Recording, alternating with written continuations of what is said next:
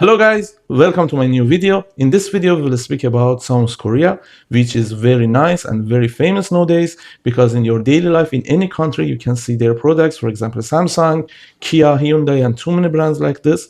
So it can be interesting to you to move there, to study there, to travel maybe.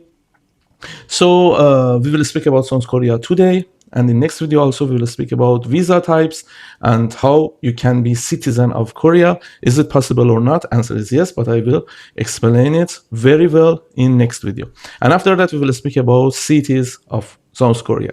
And about this country, I'm very excited because I have lived in Korea for 2 years, so I have good experience to explain to you about this country. But before we start our presentation, I should say something about Korea, which is very interesting.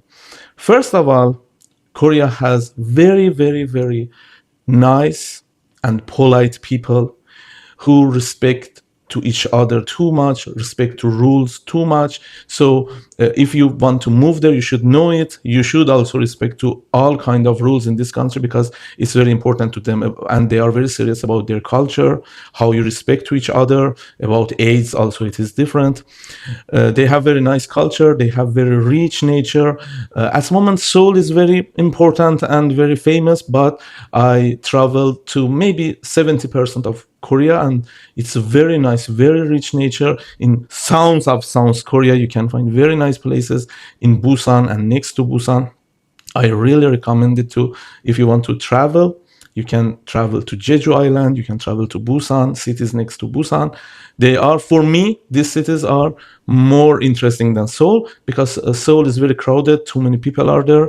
And for technology, for systems, for companies, yes, Seoul is very good. But if you want to chill, if you want to enjoy of nature, sounds of South Korea is very interesting. About food, they have very, very interesting rices, seafoods, and noodles.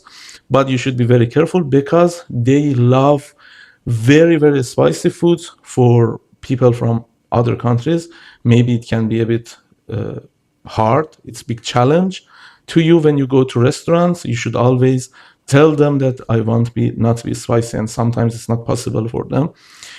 But they have very nice foods. They have nice kimchi. And generally, this country is very nice. We will speak about it. But let's go.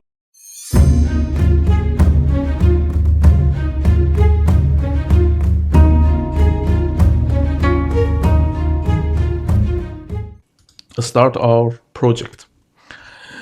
First thing is very important, big picture of Korea. You can read yourself. It is long. I just speak short about each topic. Is very important. First of all, you should know low crime about this country. Range of crime is very low in Korea, and it's real. You never see, for example, me as foreigner, I never seen anything about stealing something, robbing something, or some people's like that. Even about foreigners, because they monitor everything very carefully. So you never see in any cities, you never see crime and also robbery and something like that. And highly connected economy. About costs, the big disadvantage of South Korea is costs. It can be comparable with USA, United States, and also Canada, because it's very expensive country for food, very expensive foods, very expensive fruits. Fruit is kind of luxury gift in Korea. They have some package of gifts full of fruits because it's very expensive. For example, one watermelon is near about $10. And when you compare with salaries, it's a bit high. And it's expensive. It's, for example, buying cabbage for their kimchi. Even cabbage is very expensive, watermelon very expensive, fruit generally, kiwi, apple, all of them is very expensive. So about food and about rent, this is very expensive in Korea. Unfortunately, everything in Korea is very nice, and also a big reason that I moved from Korea was costs, because it's very expensive. But if you have your own money, if you have remote job, I think you can move to Korea, you can live there, you can, if you know Korean language, it is next topic, you can also find good jobs. And I think that it's possible to live there if you work in IT, computer science, and biology and this kind of fields. You can earn good money, but you cannot save too much money. Okay, so very important things. I spoke about it, but again I say language. You need Korean language for moving to Korea. For work there, you need. Don't think like that because it is Samsung. So you, with English language, you can go and work there. No, you should know their language, and also it's important you choose which city. For example, some cities are very expensive, look like Seoul. So everything is very expensive, renting is very expensive. But if you go to some cities a bit far from Seoul, also you have lower choices for jobs because all focus is on Seoul, and all people, also young people from all cities, move to Seoul because Seoul is energetic city in South Korea. So if young people from all cities move to Seoul, all people, foreigners, come to Seoul. So Seoul is full of opportunity, and also competition is very high in Seoul. So it's important to choose right city or good city for yourself. About GDP growth, it's not much. It is 2%, not bad.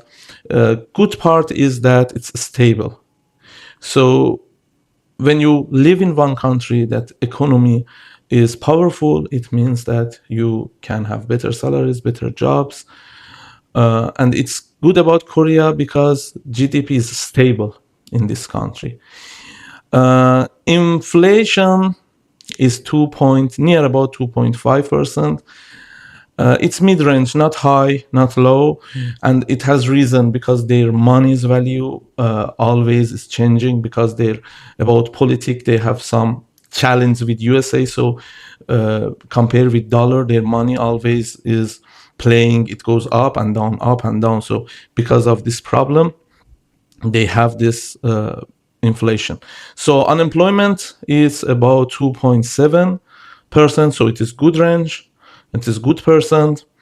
But for you as a foreigner, it can be hard to find job because too many young people also don't have job in Seoul. Again, if you move to another city, you can find jobs better because young people don't like to live in small cities. They all love to go to Seoul. So if you move to another city, your chance is better than Seoul to find job. Which sectors are good? Which niches are good? AI, software, SAS, digital content, biotech, batteries and robotic, and green energy. These fields are very famous. So if you work in these fields and if you don't focus on Seoul, you can find good jobs in Korea. How about cost of living? I told you it's a bit expensive. For example, one bedroom in center. First of all, we should know the range. €1 is equal to 1,450 won. Their money is won. Korean won, you can also check on internet. So €1 is 1,450. And we can check, for example, one bedrooms in center of Seoul is 1,300,000 in months. One bedroom outside of Seoul is 850,000. For 3 bedroom for family, 2,500,000. It's near about €586 to 1,724 per month. We can say it's expensive, but when we go to other cities, it will be cheaper and cheaper. For example, in Busan, it is for one bedroom is 900,000. You can read all of them yourself. I don't want to read something which you can read yourself. It's near about 414 to 1,172 euros. So Incheon is next to Seoul. So if you love Seoul but you cannot live there because it's expensive, you can choose Incheon. Also, airport is in Incheon, so it's very cheaper than Seoul. From 850,000 for one bedroom room or house, you can find house, till 1,600,000 for family. Daegu, I think it's Daegu city. It's also a nice city, 700,000 to 1,400,000. Daejeon is 880,000 to 1,300,000. And Guangzhou is cheapest city, which I lived in this city. It is 630,000 to 420,000, and it is 290 to 828. Even in this city, foods are very expensive. Foods everywhere is very expensive in Korea.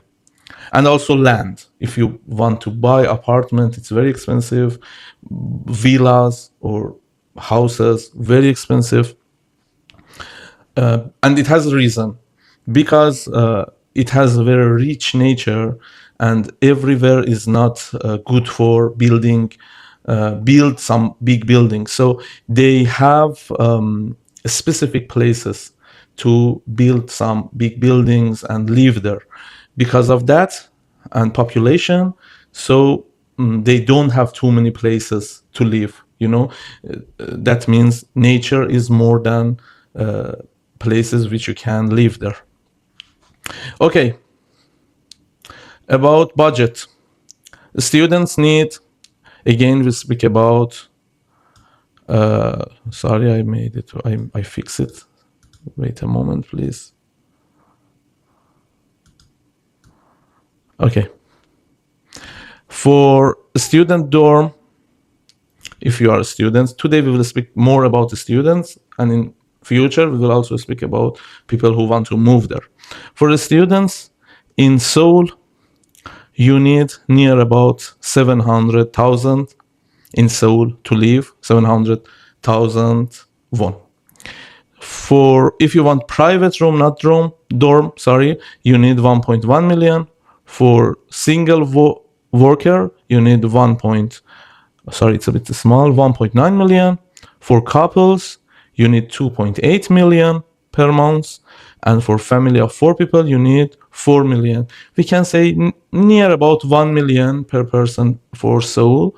And it can be also more if you, for example, love going out, eat out, or spending time with your friends out of home. It will be more and more expensive. About housing, they have some models of living and renting. One of them is walls, which you pay first amount of money. For example, it's big money, and after that your rent for each month will be smaller. For example, you pay 500k won to 1.3 million won, and at first, and after that you pay 5 million won to 20 million won for each month for rent. So another one is I think jeonse. I think it's translate of Korean. It means that you will pay 40 to 80% of property value one time, and you don't give any money, any rent after that. How it works, owner of home will work with that money, maybe invest somewhere and enjoy of your money till you live in that apartment, and it make that money bigger, and when you want to go, he will give you back that money. So dorm is or hostels or dorm is cheaper, 200k to 500k per month. And for Goizi Won is very small rooms that everything is inside, just bed, table, very small room they have. It's cheapest one, not cheapest one because it is not shared, look like dorm, but cheapest private room is 300k to 500k per month. You can rent house like that. How about education pathways? First of all, you should know English IELTS 6 or TOEFL 80 and more. And for if you want to study in Korean language, you should have TOPIK level 3 or 4. And first of all, you should have acceptance of university if you want to have a study visa in Korea. So first you need, for university, you need to have IELTS or TOPIK. It is TOPIK level 3 or 4. And after that, with your documents, you will admit. And if university give you acceptance, you can start this project to have visa and come to Korea. So tuition range about university, it's about 4 million to 7 million in one semester in national universities. For private universities, it's near about double, 7 millions to 12 millions won. But also you have a scholarship. You can, if you are good students, if you have very high points or GPA, you can also use of this scholarship. So can you work when you are students? Yes. First of all, you can apply for D2 or D4. That's for study. And when you go to Korea, you will register for ARC. If you want to stay more than 90 days in Korea, you should have ARC, which means alien registration card. And when you have ARC and you are a student, you can ask permission for part-time. So it's not like that I have ARC, I'm a student, I can go to work. No, migration and university should give you permission to have this, for example, part job. And after you finish your study in Korea, it's a very nice option. You can apply for D10. D10 visa is one visa, which means I finished my study, my degree, and at the moment I want to work. And if you apply for this visa and if you catch this visa, you have, I think, near about 2 years to find job in Korea. That means they give you 2 years to find job, and also secure E7 sponsor. Okay. Sorry, I didn't explain this. E7 sponsor is when you find job and your employer will submit this sponsorship for you, and you will continue to living in Korea. This visa, no, also about start up your business. You can catch visa, not just study, just work visa you can have if you find a sponsor. If you find this sponsor, E7 sponsor, you can also go and work in Korea, and with all of them you can have citizenship after a while. We will speak about all of them in next video. So if you want to know more about visa types and how you can be citizen of South Korea, please subscribe my channel now, like my video, and turn on notification. In next video, I will explain everything about visas. So residency and citizenship, you can see first is admission. After that, student visa, it's for students. ARC, and after that, graduation. Job seeking with D10 visa, I told you. Work visa with one sponsor. And after that, after long time residence, you can have citizenship with some rules. For example, Korean language, you should know, topic level 3 and more. You should have financial stability and conduct review. So we will speak about visa again. I tell you every single thing you should know. I will explain everything to you. Okay, it was this video about Korea. You can also read yourself everything here in this presentation. You can pause the video and read what you want, and you can note for yourself. It was about Korea. We will continue again. Next video again is about visa, and after that we will go for another country. If any country is interesting to you, please write in comment bar which country is interesting to you. We can move to that country after visa. And if you have any opinion about my video, how I can improve the quality of video, please write in comment bar. Again, please like my video and share it. See you very, very soon.